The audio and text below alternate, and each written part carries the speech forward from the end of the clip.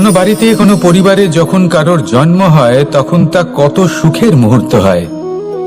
সেই ছোট্ট সন্তান যখন কিছুটা বড় হয় সে হাঁটার চেষ্টা করে, আর সেই প্রক্রিয়াতেও খুব বড় একটা শিক্ষা লুকিয়ে রয়েছে, ঠেলে দেওয়া। যখন আপনি হাঁটতে চান, সামনে এগোতে চান, তখন আপনি কি করেন? নিজের পায়ের তলার যে মাটি তাকে আপনি পেছনে ঠেলে দেন।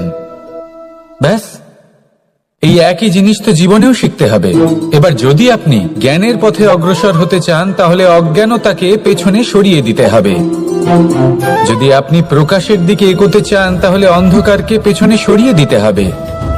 যদি আপনি ভবিষ্যতে সফল হতে চান তাহলে অতীতের যে অসফলতাগুলিকে পেছনে সরিয়ে দিতে হবে। যে জল বইতে বইতে থেমে যায় তাকে আমরা নালা বলে থাকি, তার থেকে দুর্গন্ধ বের হয়। কিন্তু যে জল বইতেই থাকে তাকেই আমরা পবিত্র জল বলি। তাহলে আপনিও কর্ম করতে থাকুন, কখনো থামবেন না। আর আমার সাথে ভালোবেসে বলুন, রাধা রাধা। पाषाण से जीर्णानि यथा विहार, नवानि गृहाति नरोपराणि, तथा शरीरानि विहाय जीर्णा, नन्यानि सयाति नवानि दे। আত্মার কখনোই মৃত্যু হয় না। আত্মা শুধু শরীর বদল করে, রূপ বদল করে। আর যেখানে আত্মার মৃত্যু হতে পারে না সেখানে প্রেম কিভাবে সমাপ্ত হতে পারে? কারণ প্রেম হলো নিজেই পরমাত্মার রূপ।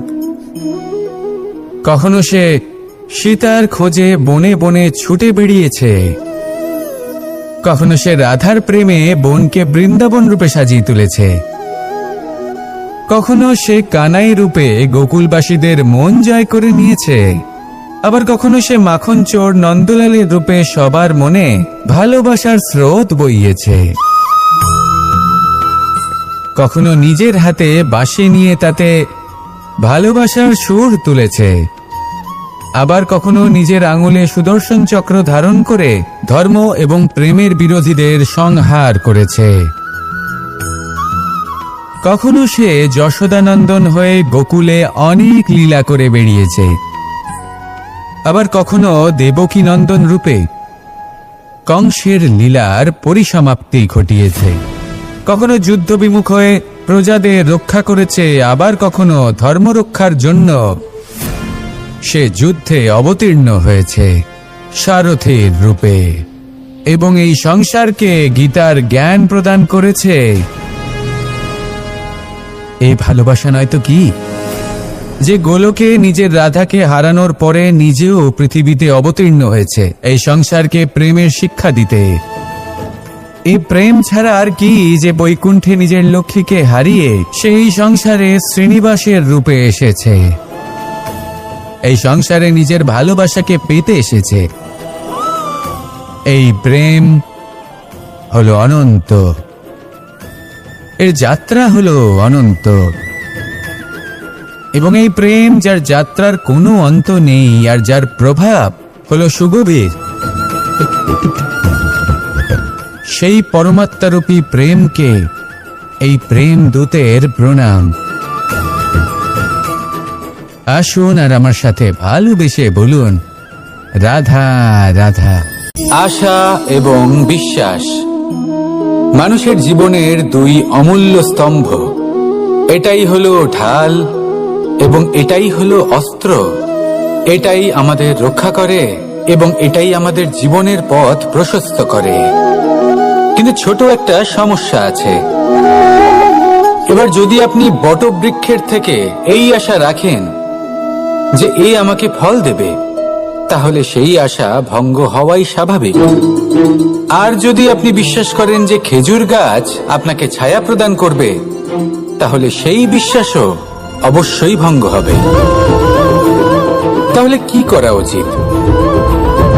চোখ বন্ধ করে যে কাউকে বিশ্বাস করার আগে বা যে কারোর থেকে আশা রাখার আগে নির্বাচন করুন যে কার ওপর বিশ্বাস রাখতে চান, কার ওপর আশা রাখতে চান।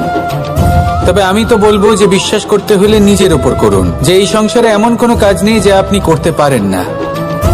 আর শুধু কর্ম করতে থাকুন আর ভরসা রাখুন ঈশ্বরের ওপর, যে উনি আপনার কর্ম দেখবেন আর আপনাকে আপনার কর্মফল অবশ্যই দেবেন, আপনাকে সাফল্য দেবেন। যদি আপনার বিশ্বাস অটল হয়, নিরন্তর পরিশ্রম করেন, তাহলে ঈশ্বর কখনোই আপনার আশা ভঙ্গ হতে দেবেন না। আসুন আর আমার সাথে ভালোবেসে বলুন, রাধা রাধা। আমরা আনন্দ লাভের জন্য ভালোবাসি মা বাবাকে, ভাই বোনকে, পরিবার পরিজনকে, বন্ধুকে, প্রেমিকাকে। আমরা চাই যে সকলে যেন আপন হয়ে থাকেন, আমাদের কাছে থাকেন। কিন্তু মানুষের একটা প্রবৃত্তি আছে যে তিনি যা লাভ করে ফেলেন তার মূল্য তিনি বুঝতেই পারেন না। যদি আপনার বাড়ির কাছে একটা মিষ্টি জলের সরোবর থাকে বা সুন্দর নদী থাকে, তাহলে জলের গুরুত্বটা কি আপনি তা বুঝতেই পারবেন না। সেইখানে আপনি যদি কোনো একটা মরুভূমিতে যান, আপনি অনুভব করতে পারবেন যে এক একটা ফোঁটা জলের কি গুরুত্ব, তার মূল্য কি। সুখের মুহূর্তে যদি আপনজনদের মনে রাখেন, তবে দুঃখের মুহূর্ত নিজে থেকেই দূরে সরে যাবে। ভালোবাসা এবং তার সাথে স্মরণ করা, এটাই তো হলো জীবনের এবং ভালোবাসার আসল মূল্য। আসুন আর আমার সাথে ভালোবেসে বলুন, রাধা রাধা। আমাদের হাতটা দেখুন, এই হাতে 5টা আঙুল আছে যা ভিন্ন ভিন্ন ধরনের, একরকম কেন নয়?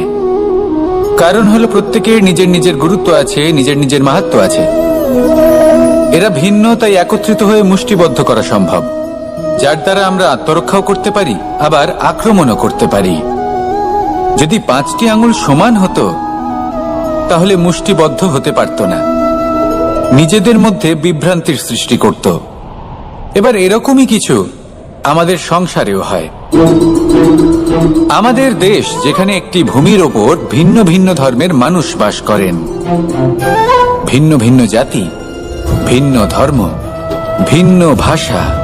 কিন্তু যদি আমরা এটা ভাবি যে কিভাবে এই দেশকে কল্যাণের পথে নিয়ে যাওয়া যায়, কিভাবে এর বিকাশ করা সম্ভব, তাহলে আমাদের একত্রিত হওয়া শিখতে হবে। যেইভাবে 5টা আঙুল একত্রিত হয়, মুষ্টিবদ্ধ হয়, সেইভাবেই আপনার যে ভাষাই হোক, যে ধর্মই হোক, যে জাতি হোক না কেন, ঠিক আছে, আবশ্যক হলো আপনার নিজের কর্মভূমির সাথে, আপনার ধরিত্রীর সাথে যুক্ত থাকা, সাথে থাকা। তবেই দেশের উন্নয়ন সম্ভব, তবেই এই দেশ স্বতন্ত্র থাকবে, সফল হবে, আর এই মন প্রসন্ন হয়ে বলবে, রাধা রাধা। কখনো কখনো আমাদের জীবনে দুঃখ আসে এবং তার কারণ হলো সন্দেহ। মানুষ আমাদের উপর সন্দেহ করে, আমাদের কর্ম নিয়ে, আমাদের মানসিকতা নিয়ে, আমাদের কথা নিয়ে, আমাদের চরিত্র নিয়ে।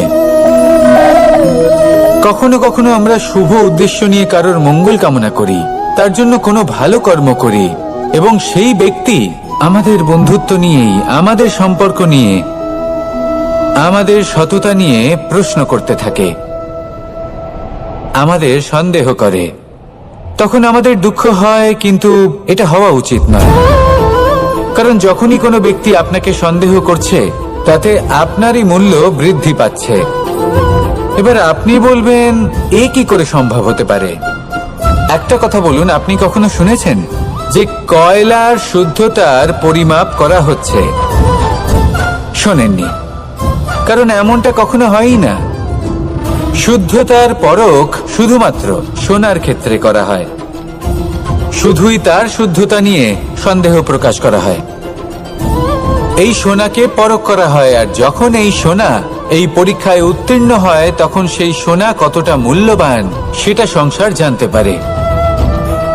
সেই রকমই এই সংসার আপনাকেও পরখ করবে। যখন আপনি এই পরীক্ষায় উত্তীর্ণ হবেন, তখন আপনার মূল্য কতটা অধিক সেটা এই সংসারও জানতে পারবে। সেই জন্য যখনই কেউ আপনার উপর সন্দেহ করবে, দুঃখ পাবেন না। শুধু এই কথাটার খেয়াল রাখবেন, আপনি কি উচিত পথে চলেছেন, উচিত কর্ম করছেন। সকলের প্রতি আপনার মনে যেন সদ্ভাবনা থাকে, এবং হ্যাঁ, আপনি যেন আমার সাথে ভালোবেসে বলেন, রাধা রাধা। খেলা খেলতে কে না ভালোবাসেন? আমরা প্রত্যেকেই যখন সময় পাই, সুযোগ পাই, তখনই আমরা কোনো খেলা খেলি। খেলার সময় দুই ধরনের মানুষ ওখানে থাকেন। এক, যারা অংশগ্রহণ করেন, আর দুই, যারা দেখতে থাকেন, যারা দর্শক হয়ে দেখেন, যারা নিজের পক্ষের বিজয়ের ফলে উচ্ছ্বসিত হয়ে থাকেন, পরাজয়ের ফলে শোক পালন করেন, পরামর্শ দিয়ে থাকেন। আর বিজয়ী কে হন? বিজয়ী তিনি হন যিনি অংশগ্রহণ করেন। নির্বাচন আপনাকে করতে হবে, আপনি কি করতে চান? আপনি কি খেলোয়াড় হতে চান, নাকি আপনি দর্শক হতে চান? যদি আপনি বিজয়ের আনন্দ লাভ করতে চান, সেই রোমাঞ্চ অনুভব করতে চান, তাহলে খেলতে হবে। ময়দানে আপনাকে নামতেই হবে। পরাজয়ের সম্ভাবনার ভয়ের সাথে আপনাকে লড়াই করতেই হবে। বিপক্ষের আহ্বানকে স্বীকার করতেই হবে, খেলোয়াড় হয়ে উঠতে হবে। তবেই এই বিজয়ের সম্ভাবনা থাকবে। আসলে কি, দর্শক হয়ে পরামর্শ দেওয়া অত্যন্ত সহজ। ময়দানে নেমে অংশগ্রহণ করা অত্যন্ত কঠিন। আর এখানে যেটা সহজ, তা আপনাকে বিজয়ের পথে কখনোই নিয়ে যাবে না। আসুন আমার সাথে ভালোবেসে বলুন, রাধা রাধা। কখনো এই প্রকৃতির দিকে তাকিয়ে থাকবেন। এই প্রকৃতি অনেক ধরনের শিক্ষা দেয়। কোন একটা গাছকে দেখুন, কিভাবে সে মাটি থেকে জল শুষে নেয়। সে ঝড় হোক বা হোক কড়া রোদ, সব সহ্য করে এবং অবশেষে সে ফল ধারণ করে। আর সেই ফল উৎপন্ন করার পরে সে ফল কিন্তু সে নিজে গ্রহণ করে না, এই সংসারকে প্রদান করে, যাতে পশু পাখি মানুষ তারা এই ফল গ্রহণ করে শক্তিশালী হয়ে উঠতে পারে, সুস্থ থাকতে পারে। সেভাবেই নদী, সরোবর এরা নিজেরাও কিন্তু নিজেদের জল গ্রহণ করে না, মাটিকে প্রদান করে, পশু পাখিকে প্রদান করে। সূর্য নিজেও নিজের জন্য প্রজ্বলিত হয় না, সে প্রকাশ ছড়িয়ে দিতে চায় আমাদের সবার কাছে, সে আলো পৌঁছে দিতে চায়। এই প্রত্যেকের কর্মে পরমার্থ নিহিত আছে, আর সেই জন্যই এদের সকলকে পুজো করা হয়। তাই মনে রাখবেন, আপনার কাছে জীবন যাপনের অতিরিক্ত যা কিছুই আছে তা পরমার্থের জন্য। তাহলে তার সদ্ব্যবহার করুন আর আমার সাথে ভালোবেসে বলুন, রাধা রাধা। পরিবর্তন, এটা হলো সৃষ্টির অমূল্য নিয়ম। এই সংসারে সবকিছু সময়ান্তরে পরিবর্তিত হয়, এই সময়ও পরিবর্তিত হয়। পরিবর্তন চিরকাল হয়ে এসেছে আর চিরকাল হতে থাকবে। কিন্তু এবার আমরা সেই পরিবর্তন কিভাবে লাভ করব, যেটা আমাদের প্রয়োজন, যেটা আমরা চাই? আমরা জীবনে বিকাশ চাই। এই বিকাশ কিভাবে লাভ করতে পারি? এই প্রকৃতি কিন্তু আমাদের অত্যন্ত উত্তম উদাহরণ দিয়ে বুঝিয়েছে। একটি বিন্দুর উদাহরণ দিয়েছে, যা ভবিষ্যতে একটা বিশাল নদীর আকার ধারণ করে। এটা কিভাবে হয়? মেঘ থেকে একটি বিন্দু ঝরে পড়ে সেই পর্বতের ওপর যেখানে হিম আছে। সেই হিমের সংস্পর্শে আসা মাত্র সেই বিন্দুর সাথে আরো বেশ কিছু বিন্দু যুক্ত হয়। তারপর তারা অগ্রসর হয়, আরো কিছু বিন্দু যুক্ত হয়, আস্তে আস্তে একটা হিম ধারার রূপ ধারণ করে। এবং সেটাই ভবিষ্যতে আরো এগোতে থাকে। অনেকটা যাওয়ার পর যখন অনেক সংখ্যক বিন্দু একসাথে যুক্ত হয়, তখন সেটা বিশাল নদীর আকার ধারণ করে। এবার আমরা মানুষ বলে আমাদের সাথে এই নিয়মের অন্যথা হয় তা নয়। আমরাও এই প্রকৃতির অংশ, আমাদের ক্ষেত্রেও একই নিয়ম প্রযোজ্য। যখন পরিশ্রম করে অনেক সংখ্যক বিন্দু আমরা একত্রিত করব, তখনই পরিবর্তনের নদী প্রবাহিত হবে। প্রয়োজন হলো নিরন্তর পরিশ্রম করা এবং ধৈর্য ধরা। এটা করতে থাকুন, জীবনে সবকিছু লাভ করতে পারবেন। কারণ প্রকৃতি আমাদের এটাই শিখিয়েছে, আর আমরা এই ব্রহ্মরই একটি অংশ, যার দ্বারা এই ব্রহ্মাণ্ড নির্মিত। আসুন আমার সাথে ভালোবেসে বলুন, রাধা রাধা। প্রত্যেক মানুষ নিজের জীবনে দুঃখ অনুভব করেন। প্রত্যেকের দুঃখ আলাদা হতে পারে। কারোর মনে এই দুঃখ থাকে যে সে তার বাবা মায়ের সব ইচ্ছে পূরণ করতে পারেননি। কেউ এটা ভেবে দুঃখ পান যে সে চিরকাল সদাচার করেছেন, সৎকর্ম করেছেন, কিন্তু তাও তাকে দুরাচারী বলে মনে করা হয়। কেউ এটা ভেবেও দুঃখ পান যে তার সামনে যে ব্যক্তি রয়েছেন তার চোখে তিনি শত্রু হয়ে উঠেছেন বা দুষ্ট হয়ে উঠেছেন, যেখানে তিনি হয়তো কোনো অনুচিত কাজই করেননি। এবার এই সমস্ত বিষয় নিয়ে ভেবে নিজের ব্যক্তিত্ব নিয়ে সন্দেহ প্রকাশ করবেন না। যদি নিজের ব্যক্তিত্ব নিয়ে কোনো সন্দেহ থেকে থাকে, তাহলে কর্ম সংক্রান্ত প্রশ্ন করুন যে আপনি যা করেছেন তাতে কি উচিত ছিল, কি অনুচিত ছিল। যেটা প্রয়োজন সেটা এটা বোঝার যে আপনার অন্তর্মন, আপনার বিবেক আপনাকে কি বলছে, আর আপনার অন্তর্মন আর আপনার বিবেক আপনাকে যেটা করতে বলবে শুধু সেটাই করুন। আর তারপরে এই সংসার কি বলবে, কি ভাববে সেসব নিয়ে ভাবতে যাবেন না, কারণ এই সংসার তো ঈশ্বরকেও প্রশ্ন করে থাকে, ঈশ্বরকেও দোষী মনে করে। কখনো কখনো যখন কোনো ঘটনা মানুষের ইচ্ছা অনুযায়ী ঘটে না, তখন মানুষ এটা বলে যে হে ঈশ্বর, আপনি আমার পাশে থাকলেন না, আপনি বড়ই কঠোর, এটা আপনার দোষ। যেখানে বেশিরভাগ সময় হয়তো সে নিজেই নিজের কর্মফল ভোগ করছে, আর কখনো কখনো ঈশ্বর হয়তো তার জন্য আরো ভালো কোনো পরিকল্পনা করে রেখেছেন, কিন্তু মানুষ সেটা বুঝতে পারে না। তাই দিনের শেষে যেটা প্রয়োজন সেটা হলো নিজের মনের কথা বুঝতে হবে। আপনার বিবেক কি বলছে শুধু সেটাই করুন, আর সামনে এগোতে থাকুন। আমার সাথে ভালোবেসে বলুন রাধা রাধা।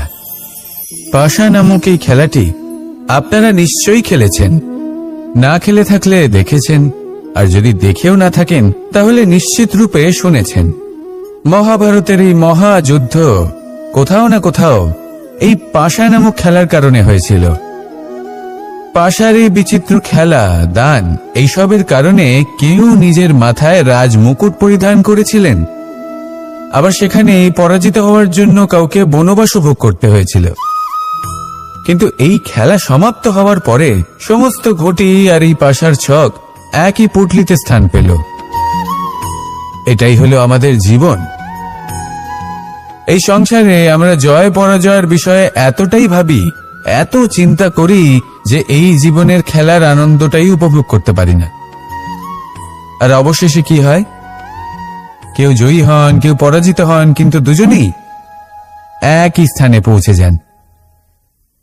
প্রত্যেক ব্যক্তি মৃত্যুর পরে একটি নির্দিষ্ট স্থানেই পৌঁছতে বাধ্য, কিন্তু ততক্ষণ এই জীবন, এই খেলা, তার আনন্দ উপভোগ করুন। এই সংসারে সেই ব্যক্তি শ্রেষ্ঠ স্থানে পৌঁছতে পেরেছেন যিনি এই সংসারকে প্রকাশ প্রদান করেছেন, যিনি কখনো জয় পরাজয় এ বিষয়ে ভাবেননি, শুধু এই জীবনের খেলার আনন্দ উপভোগ করেছেন। এটাই আপনিও করুন, আর আমার সাথে ভালোবেসে বলুন রাধা রাধা। আমরা সকলে সামাজিক জীব। মানুষের সাথে দেখা সাক্ষাৎ করা এটা চিরকালই চলতে থাকে। আমরা কখনো কাউকে উপহার দিই, আবার কখনো কেউ আমাদের উপহার দেয়। কখনো কি এমন হয়েছে যে আপনি কাউকে একটা উপহার দিয়েছেন, কিছু সময় পরে বা কিছু মাস পরে সেই উপহারই ঘুরে ফিরে আপনার কাছেই এসেছে, অর্থাৎ সেই বস্তুটাই আপনার কাছে আবার ফিরে এলো? এরকম হয়। ছেলেবেলায় একদিন একজনের বিবাহ ছিল, তখন মা তাকে একটা উপহার দিতে চাইছিলেন, তাই তিনি একটা পোশাক বানালেন আর সেটাকে সুসজ্জিত করছিলেন। আমি দেখলাম আর জিজ্ঞেস করলাম যে মা, এই পোশাক এত সুসজ্জিত করার কি আছে? তখন মা বললেন যে কানাই, কখনো কাউকে এমনই উপহার দেবে, এমন প্রকারে দেবে যে সেটা যদি আবার ঘুরে ফিরে তোমার কাছে ফিরে আসে তাহলে যেন তোমার খারাপ না লাগে। এটাই কিন্তু হয় আমাদের ব্যবহারের সাথে, কর্মের সাথেও এবং আমাদের কথার সাথেও। তেমনই আচরণ করবেন যে আচরণ আপনি সহ্য করতে পারবেন। যদি মুখ থেকে কটু কথা বেরোতে থাকে তখন নিজেকে সংযত করে নিন। সেই শব্দই প্রয়োগ করুন যেটা আপনি তার বদলে শুনতে চাইবেন, এবং আপনার দুঃখও হবে না, কারণ আপনার কর্ম এমন একটা উপহার যেটা আবার ঘুরে ফিরে ফলস্বরূপ আপনার কাছেই আসবে। সেই জন্য নিজের আচরণ শুভ করুন, নিজের মানসিকতা শুভ করুন, নিজের মুখ থেকে মধুর বাণী নিঃসৃত করুন, আর এইভাবে মধুরভাবে বলুন, রাধা রাধা। এই সংসারে একটা শব্দ আছে যার বিষয়ে মানুষ অত্যাধিক চিন্তা ভাবনা করে, আর সেই শব্দ হলো অস্তিত্ব, পরিচয়। প্রত্যেক ব্যক্তি এই সংসারে নিজের অস্তিত্ব গড়তে চায়, আর ছোট থেকে এটাই হয়। যখন আমরা শ্রেণীকক্ষে যাই, পড়তে যাই, তখন আমরা এটাই ভাবি যে আমরা নিজেদের অস্তিত্ব গড়ব, সুনাম অর্জন করব। সকল ব্যক্তি যাতে এটাই বলে যে এই হলো সর্বশ্রেষ্ঠ ছাত্র, আর এটাই আমাদের পরিচয়। কার্যক্ষেত্রেও আমরা ঠিক এটাই চেষ্টা করি, পরিশ্রম করতে থাকি এবং ভবিষ্যতে গিয়ে আমরা নিজেদের পরিচয় খুঁজে পাই। পরিচয়ের সাথে সাফল্য আসে, আর সাফল্যের সাথে আসে অস্তিত্ব। আর যখন এই দুটি সংযুক্ত হয়, তখন মানুষ অসফলতার কথা ভেবে ভয়ভীত হয়ে পড়ে, আর এটা ভাবতে থাকে যে যদি আমি অসফল হই তাহলে সেই পরিচিতির কি হবে, সেই নামের কি হবে, সেই সবকিছু যে আমি অর্জন করেছি তার কি হবে। সে ভয়ভীত হয়ে পড়ে, আর এই ভয়ের কারণে তার বিকাশ কোথাও না কোথাও অবরুদ্ধ হয়। সে শ্রেষ্ঠ কর্ম করা বন্ধ করে দেয় এবং শুধুই সুরক্ষিত থাকতে চেষ্টা করে। আর অসফল হলে তাতে ভয় পাওয়ার কোনো প্রয়োজন নেই, কারণ যখন আপনি সফল হন তখন এই সাফল্য আপনার পরিচয় এই সংসারের সাথে করায়। কিন্তু যখন আপনি অসফল হয়ে থাকেন, তখন এই অসফলতা এই সংসারের পরিচয় আপনার সাথে করায়, যা অত্যন্ত আবশ্যক। অসফলতা প্রত্যেকের জীবনেই আসবে, তার সম্মুখীন হন আর তার থেকে শিক্ষা লাভ করুন। কারণ যখনই আপনি অসফল হন, তখনই আপনার জ্ঞান চক্ষু উন্মুক্ত হয়। আসুন আমার সাথে ভালোবেসে বলুন, রাধা রাধা। জীবনে ক্ষমা চাওয়া তাও কিছুটা সহজ, ক্ষমা করতে পারা অত্যন্ত কঠিন। ক্ষমা দুই অক্ষরের এই শব্দ হতে পারে, কিন্তু অত্যন্ত বড় এই শব্দ, অত্যন্ত গুরুত্বপূর্ণ এই শব্দ। কখনো কখনো অন্য কাউকে ক্ষমা করে দেওয়া তাও কিছুটা সহজ কাজ, কিন্তু নিজেকে ক্ষমা করতে পারা অত্যন্ত কঠিন হয়ে দাঁড়ায়। অতীতে যদি আমাদের এমন কোনো ভুল হয় যে কারণে আমরা নিজেকে ক্ষমা করতে পারি না, অনেক সময় এমন কিছু ভুল করে বসি যে বিষয় শুধু আমরাই জানি, কিন্তু আমরা নিজেকে ক্ষমাই করতে পারি না, আর আমাদের বিকাশ সেখানে স্তব্ধ হয়ে যায়। কারণ যদি আপনি ক্ষমা করতে না শেখেন, নিজেকে ক্ষমা যদি না করতে পারেন, তাহলে তা আপনার জীবনের সব থেকে বড় বাধা হয়ে দাঁড়াবে। সেই জন্য জীবনে অবশ্যই শিখুন যে কিভাবে নিজেকে ক্ষমা করতে হয়, আর শিখুন যে আগের করা ভুল আবার কি করে না করা যেতে পারে। এই মন হালকা হবে আর প্রসন্ন হয়ে বলবে, রাধা রাধা। আজ আমি আপনাকে একটা ছোট্ট কাহিনী শোনাবো। একবার আমি, রাধা আর দাদা, আমরা তিনজনে মিলে লুকিয়ে একটা উপবনে গেলাম আম পেড়ে খেতে। অনেক পরিশ্রম করে আমরা ওখানে পৌঁছলাম, আর আমরা আশ্চর্যচকিত হয়ে গেলাম এটা দেখে যে এবার তো আম পাকেইনি। এবার দাদা কি করলেন, একটা আম পাড়লেন আর সেটা চাখলেন, আর উনি নিরাশ হয়ে পড়লেন। উনি বললেন যে এটা তো খুবই টক।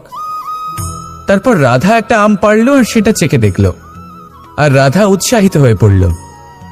আমি রাধাকে জিজ্ঞেস করলাম, কি হয়েছে, তুমি এত উৎসাহিত কেন?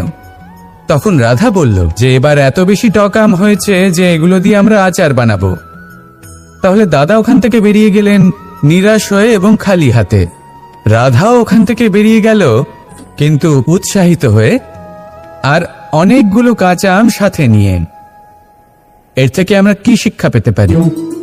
যে প্রত্যেকটা স্থানে এমন কিছু রয়েছে যেখান থেকে আমরা কিছু একটা শিক্ষা লাভ করতে পারি, যা আমাদেরকে বিকাশের পথে নিয়ে যেতে পারে। এই শিক্ষা প্রত্যেক স্থানে আছে। সবকিছু আমাদের দৃষ্টিভঙ্গির উপর নির্ভর করছে। যখনই আমাদের জীবনে, আমাদের সম্পর্কে কোনো সমস্যা, কোনো বিপদ আসে, তখন বেশিরভাগ মানুষ সেই বিষয় নিয়ে দুঃখী হয়ে পড়েন। আর কিছু মানুষ এমনও থাকেন যারা শেষ পর্যন্ত তার সমাধান করেন, বিপদকে পরাজিত করেন, সম্পর্কগুলিকে আবার জুড়ে দেন। যদি আপনি সুখের খোঁজ করেন তাহলে আপনি সুখ অবশ্যই পাবেন, প্রসন্নতা অবশ্যই পাবেন। যদি আপনি দুঃখ খোঁজেন তাহলে দুঃখ অবশ্যই পাবেন। এবার আপনি কি খুঁজতে চান সেই চয়ন আপনারই। আসুন আর আমার সাথে ভালোবেসে বলুন, রাধা রাধা। মুঠো হাতের শক্তি বেশি, মুঠো খুললেই তা দুর্বল। তা এমন কি থাকা উচিত এই বন্ধ মুঠোয় যা লাখের সমান? মানসিকতা এবং স্বপ্ন। মানুষ জন্মগ্রহণ করে, তার মানসিকতা সময়ের সাথে উন্নত হয়। মানসিকতা অনুযায়ী সে স্বপ্ন দেখে, আর সেই স্বপ্ন সার্থক করতে সে পরিশ্রম করতে থাকে। কিন্তু খুব গুরুত্বপূর্ণ একটা কথা আছে যা আপনার মনে রাখা উচিত। আপনার এই মানসিকতা, আপনার এই স্বপ্ন, তা যেন আপনার নিয়ন্ত্রণে থাকে। আপনার বন্ধ মুঠোয় যেন এর লাগাম থাকে, আপনি যেন এর প্রভু হন। যদি তা হয় তবেই আপনি লাভবান হবেন। যদি এরা আপনাকে নিয়ন্ত্রণ করতে থাকে, যদি আপনার মুঠো খুলে যায়, না পথ আপনার নিয়ন্ত্রণে থাকবে, না মানসিকতা থাকবে, না স্বপ্ন নিয়ন্ত্রণে থাকবে। আর যদি তাই হয় তাহলে আপনি আপনার ভবিষ্যৎ নষ্ট করে ফেলবেন। তাই নিয়ন্ত্রণ করতে শিখুন নিজের বিচার বুদ্ধি, নিজের মানসিকতা, নিজের স্বপ্নকে। নিজের এই স্বপ্ন পূরণ করুন আর আমার সাথে ভালোবেসে বলুন, রাধা রাধা। যত শক্তিশালী এই মন, তত শক্তিশালী এই শরীরও। এই যে আমাদের শরীর, এটা আসলে কি? এ হলো একটা রথের মতো। আর একটা রথ ততক্ষণ চলতে পারবে না যতক্ষণ না তাকে কোনো সারথি চালাবে। এই মন হলো শরীরের সারথি। এবার ভাবুন, যদি এই সারথি শক্তিহীন হয়, দুর্বল হয়, তাহলে এই রথের কি হবে? এটা উচিত পথে চলতে পারবে না, উচিত গতিতে চলতে পারবে না, মন মতো স্থানে এটা পৌঁছতেও পারবে না। সেই জন্য মনের শক্তি অত্যন্ত প্রয়োজনীয়। এবার মনের শক্তি আমরা কোথা থেকে লাভ করি? দৃঢ়তার শক্তি থেকে। এবার এই শক্তি আমরা কিভাবে বাড়াতে পারি? আমরা প্রতিদিন কিছু নতুন স্থির করি, কিছু ছোট কিছু বড়। আর যেই আমরা নতুন কিছু পূর্ণ করি, আমাদের মনের শক্তি বেড়ে যায়। আর যদি পূর্ণ না করতে পারি, মনের শক্তি কমে যায়। একটা দেওয়ালের মতো ছোট ছোট ছোট ছোট শিলা আমরা একটার পর একটা স্থাপন করে একটা দেওয়াল তৈরি করি। এতগুলো পাথর যখন একত্রিত হয়ে যায়, তখন এমন এক দেওয়াল তৈরি হয় যাকে ভাঙা প্রায় অসম্ভব হয়ে দাঁড়ায়। সেরকমই হয় মন এবং দৃঢ়তা। ছোট ছোট কাজ করে নিজের লক্ষ্য পূর্ণ করুন। এই লক্ষ্য যদি পূর্ণ হয় তবে মনের শক্তি বাড়বে। কিছুটা এইভাবে যে যত বড়ই বিপদ আসুক না কেন, সেই বিপদ নিজে হার মেনে নেবে, কিন্তু আপনার মন ততটাই শক্তিশালী থাকবে। তাই মনের শক্তি বাড়াতে থাকুন, যাতে আপনি উচিত পথে চলতে পারেন, উচিত গতিতে চলেন আর মনোবাঞ্ছিত স্থানে পৌঁছতে পারেন। তবেই এই মন প্রসন্ন হয়ে বলবে, রাধা রাধা।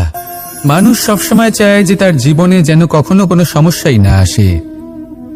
সে চায় তার জীবন যেন শুধুমাত্র শান্তি এবং সুখের দ্বারা পূর্ণ থাকে। কিন্তু এই চাহিদা অনুচিত কিছু নয়। আমরা সবাই এটাই চাই যে জীবনে সুখ থাক, শান্তি থাক। কিন্তু এই কথা সবসময় মনে রাখবেন, যে সূর্য উদিত হন সংসারকে প্রকাশমান করেন, দুপুরবেলায় সংসারকে রৌদ্র প্রদান করেন, সন্ধেবেলায় তাকেও অস্ত যেতে হয়। এবার আমাদের জীবন চক্র কিছুটা এরকমই। কোনো কিছুই চিরকাল একরকম থাকে না। কখনো এই নদীকে দেখুন যা বয়ে চলেছে। এই নদী যা বয়ে চলেছে তার পথেও অনেক বিপদ আসে।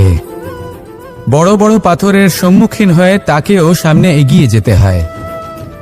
একটি পুকুর যা চারদিক থেকে ঘেরা, তার জীবনে কিন্তু কোনো সমস্যা নেই। কিন্তু এই সংসারে পুকুরের পুজো করা হয় না, পুজো করা হয় নদীকে। মনে রাখবেন, সমস্যার ঊর্ধ্বে তিনি উঠতে পারেন যিনি সমাধি লাভ করেছেন, যিনি এই সংসারেই নেই। যিনি এই সংসারে আছেন এবং জীবিত আছেন, তার জীবনের সমস্যা হলো শ্বাসবায়ুর মতোই গুরুত্বপূর্ণ। আসুন আমার সাথে ভালোবেসে বলুন, রাধা রাধা। ধন, সম্পদ, ঐশ্বর্য, মানুষ হয় নিজের সৌভাগ্যের দ্বারা এগুলো লাভ করে থাকেন বা কর্মের দ্বারা। সৌভাগ্য আসলে কি? গ্রহের দশা যা প্রত্যেক মুহূর্তে বদলাতে থাকে। কর্মের মাধ্যমে যখন আপনি ধন অর্জন করেন, তখন সেই ধন আপনার আগামী প্রজন্ম লাভ করে। সেটা হয় সে ভোগ করে বা তার জন্য তার ভোগান্তি হয়। আর এটা নির্ভর করছে আপনার কর্মের ওপরে। কি কর্ম করেছেন আপনি সেই ধনকে লাভ করার জন্য? যদি আপনি সৎ পথে চলেন, নিষ্ঠা ভরে আপনি কর্ম করে থাকেন এবং তার ফলে আপনি ধন অর্জন করে থাকেন, তাহলে আপনার আগামী প্রজন্ম সেটা ভোগ করবে, সেটা প্রয়োগ করবে নিজের বিকাশের জন্য। কিন্তু যদি আপনি কুকর্ম করে থাকেন, কোন রকম ছলনা করে থাকেন এই ধন লাভ করার জন্য, তাহলে 100% আপনার আগামী প্রজন্মকে এর জন্য ভুগতেই হবে। তাহলে আপনি কি চাইবেন? যে আপনার আগামী প্রজন্ম সুখ ভোগ করবে, নাকি আপনার কুকর্মের পরিণাম ভোগ করবে? নির্বাচন আপনারই। আসুন আমার সাথে ভালোবেসে বলুন, রাধা রাধা। এই সংসারে যখনই কোনো সমস্যা আসে, তখন আমরা আমাদের সব থেকে বড় সম্বলের কাছে আশ্রয় খুঁজি, তা হলো আমাদের বিশ্বাস। এবার প্রশ্ন হলো এটাই যে এই বিশ্বাস কার উপর করা যেতে পারে? পরিবারের উপর, বন্ধুর উপর, নাকি তাদের উপর বিশ্বাস করা উচিত যাদেরকে আমরা কখনো সঙ্গ দিয়েছি? দেখুন, এই সংসারে বিপদের সম্মুখীন হলে কি আপনাকে সাহায্য করবে সেটা নির্বাচন করা আপনার হাতে নেই। সেটা সেই সকল ব্যক্তির উপর নির্ভরশীল যে তারা আপনাকে সাহায্য করবে নাকি করবে না। অর্থাৎ যখনই কোনো বিপদ আসে, সর্বপ্রথম তার সম্মুখীন আমাদের নিজেকেই হতে হয়, আর তার জন্য প্রস্তুত থাকা প্রয়োজনীয়। সেই শক্তি, সেই সাহস অর্জন করা প্রয়োজনীয়। দেখুন, যখনই অন্ধকার আসে তখন সবার আগে কি আপনাকে ত্যাগ করে চলে যায়? আপনার নিজেরই ছায়া। এই অন্ধকারের সম্মুখীন হতে হয় অন্তরের প্রদীপের দ্বারা, অন্তরের আত্মা দ্বারা। তবেই আপনি অন্ধকারের ওপর জয়লাভ করতে পারবেন। সেই জন্য যে বিপদই আসুক না কেন, নিজেকে তার জন্য প্রস্তুত রাখা উচিত। সেই সাহস নিয়ে আসুন। এমন কোনো বিপদ নেই যা আপনাকে ভেঙে দিতে পারে। আসুন আমার সাথে ভালোবেসে বলুন, রাধা রাধা। आसान से जिड़नानी यथा विहार, नवानी ग्रहाती नरोपरानी, तथा शरीरानी विहाय जिड़ना, ननियानी सयाती नवानी दे। আত্মার কখনোই মৃত্যু হয় না। আত্মা শুধু শরীর বদল করে, রূপ বদল করে। আর যেখানে আত্মার মৃত্যু হতে পারে না, সেখানে প্রেম কিভাবে সমাপ্ত হতে পারে? কারণ প্রেম হলো নিজেই পরমাত্মার রূপ। কখনো সে সীতার খোঁজে বনে বনে ছুটে বেরিয়েছে, কখনো সে রাধার প্রেমে বনকে বৃন্দাবন রূপে সাজিয়ে তুলেছে, কখনো সে কানাই রূপে গোকুলবাসীদের মন জয় করে নিয়েছে, আবার কখনো সে মাখন চোর নন্দলালের রূপে সবার মনে ভালোবাসার স্রোত বইয়েছে। কখনো নিজের হাতে বাঁশি নিয়ে তাতে ভালোবাসার সুর তুলেছে, আবার কখনো নিজের আঙুলে সুদর্শন চক্র ধারণ করে ধর্ম এবং প্রেমের বিরোধীদের সংহার করেছে। কখনো সে যশোদানন্দন হয়ে গোকুলে অনেক লীলা করে বেরিয়েছে, আবার কখনো দেবকী নন্দন রূপে কংসের লীলার পরিসমাপ্তি ঘটিয়েছে। কখনো যুদ্ধ বিমুখ হয়ে প্রজাদের রক্ষা করেছে, আবার কখনো ধর্ম রক্ষার জন্য সে যুদ্ধে অবতীর্ণ হয়েছে সারথীর রূপে, এবং এই সংসারকে গীতার জ্ঞান প্রদান করেছে। এই ভালোবাসা নয় তো কি, যে গোলকে নিজের রাধাকে হারানোর পরে নিজেও পৃথিবীতে অবতীর্ণ হয়েছে এই সংসারকে প্রেমের শিক্ষা দিতে। এই প্রেম ছাড়া আর কি যে বৈকুণ্ঠে নিজের লক্ষ্মীকে হারিয়ে সেই সংসারে শ্রীনিবাসের রূপে এসেছে। এই সংসারে নিজের ভালোবাসাকে পেতে এসেছে। এই প্রেম হলো অনন্ত, এর যাত্রা হলো অনন্ত, এবং এই প্রেম যার যাত্রার কোনো অন্ত নেই আর যার প্রভাব হলো সুগভীর, সেই পরমাত্মারূপী প্রেমকে এই প্রেম দূতের প্রণাম। আসুন আর আমার সাথে ভালোবেসে বলুন, রাধা রাধা। কোনো বাড়িতে, কোনো পরিবারে যখন কারোর জন্ম হয় তখন তা কত সুখের মুহূর্ত হয়। সেই ছোট্ট সন্তান যখন কিছুটা বড় হয়, সে হাঁটার চেষ্টা করে, আর সেই প্রক্রিয়াতেও খুব বড় একটা শিক্ষা লুকিয়ে রয়েছে, ঠেলে দেওয়া। যখন আপনি হাঁটতে চান, সামনে এগোতে চান, তখন আপনি কি করেন? নিজের পায়ের তলার যে মাটি তাকে আপনি পেছনে ঠেলে দেন। ব্যাস, এই একই জিনিস তো জীবনেও শিখতে হবে। এবার যদি আপনি জ্ঞানের পথে অগ্রসর হতে চান, তাহলে অজ্ঞানতাকে পেছনে সরিয়ে দিতে হবে। যদি আপনি প্রকাশের দিকে এগোতে চান, তাহলে অন্ধকারকে পেছনে সরিয়ে দিতে হবে। যদি আপনি ভবিষ্যতে সফল হতে চান, তাহলে অতীতের যে অসফলতাগুলিকে পেছনে সরিয়ে দিতে হবে। যে জল বইতে বইতে থেমে যায় তাকে আমরা নালা বলে থাকি, তার থেকে দুর্গন্ধ বের হয়। কিন্তু যে জল বইতেই থাকে তাকেই আমরা পবিত্র জল বলি। তাহলে আপনিও কর্ম করতে থাকুন, কখনো থামবেন না, আর আমার সাথে ভালোবেসে বলুন, রাধা রাধা।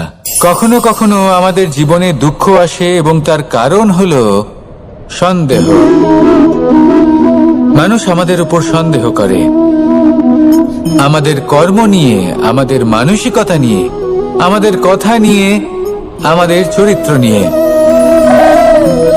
কখনো কখনো আমরা শুভ উদ্দেশ্য নিয়ে কারোর মঙ্গল কামনা করি, তার জন্য কোনো ভালো কর্ম করি, এবং সেই ব্যক্তি আমাদের বন্ধুত্ব নিয়েই, আমাদের সম্পর্ক নিয়ে, আমাদের সততা নিয়ে প্রশ্ন করতে থাকে, আমাদের সন্দেহ করে। তখন আমাদের দুঃখ হয়, কিন্তু এটা হওয়া উচিত নয়। কারণ যখনই কোনো ব্যক্তি আপনাকে সন্দেহ করছে, তাতে আপনারই মূল্য বৃদ্ধি পাচ্ছে।